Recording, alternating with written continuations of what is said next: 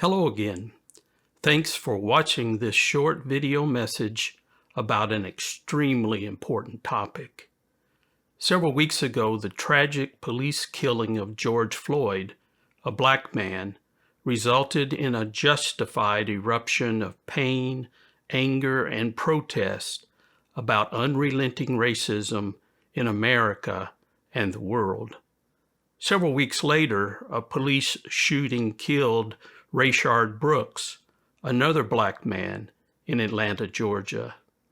These unwarranted deaths, with others in the past, provide ample evidence that we continue to have a serious problem with racism. The first presidency issued a statement that described the death of Mr. Floyd as an outrage and emphasized the church's commitment to end racism and the scourge of white supremacy.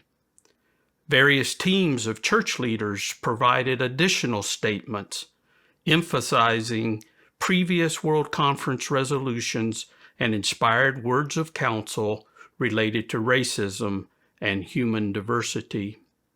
While statements help call attention to issues and needed change, I hope we can agree that words alone are not enough. Let's be clear. Racism is sinful. Racism denies the worth of all persons, one of the church's enduring principles. Racism operates in opposition to the reign of God on earth, and if we are for the worth of all persons and the reign of God on earth, as Jesus calls us to be, then we must speak and act against racism in all its subtle and not so subtle forms.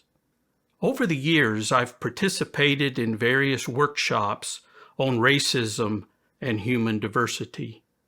During those experiences, I had to surface and honestly face racist views and behaviors that I had accepted and absorbed as a white person from my privileged position in a white-dominated culture. Racism becomes deeply embedded in individuals if it goes unrecognized and unchallenged.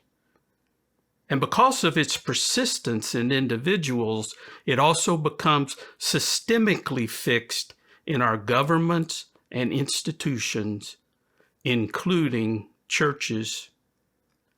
Recognizing one's complicity in racism is painful, but it's not nearly as painful as being a target of racism throughout one's life. Becoming educated about the violent, oppressive history of racism is important. Equally important is genuinely feeling the pain of those who carry the burden, scars, and fresh wounds of racism today.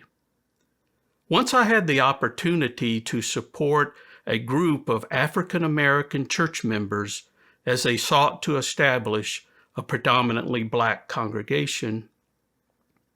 After months of mutual endeavor, they asked to meet.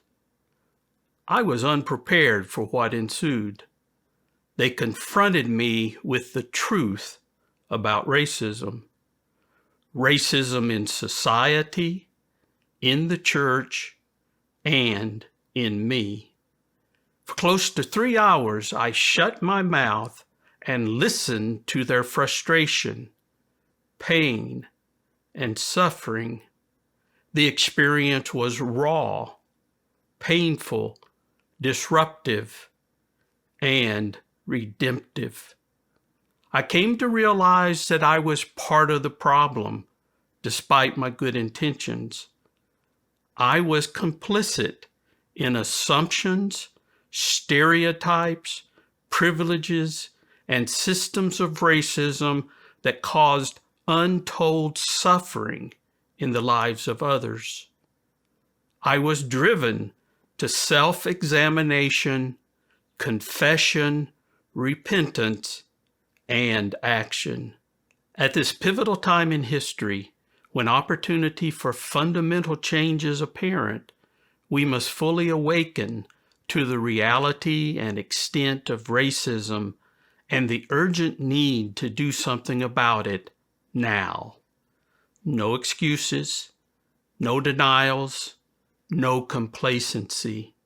Now is the time to work on ourselves, our congregations, our institutions, and our governments to uncover, confront, and dismantle racism once and for all. Don't expect others, especially those already bearing the harsh brunt of racism, to do the work for you. We must do our own work. May it be so, is my hope and prayer.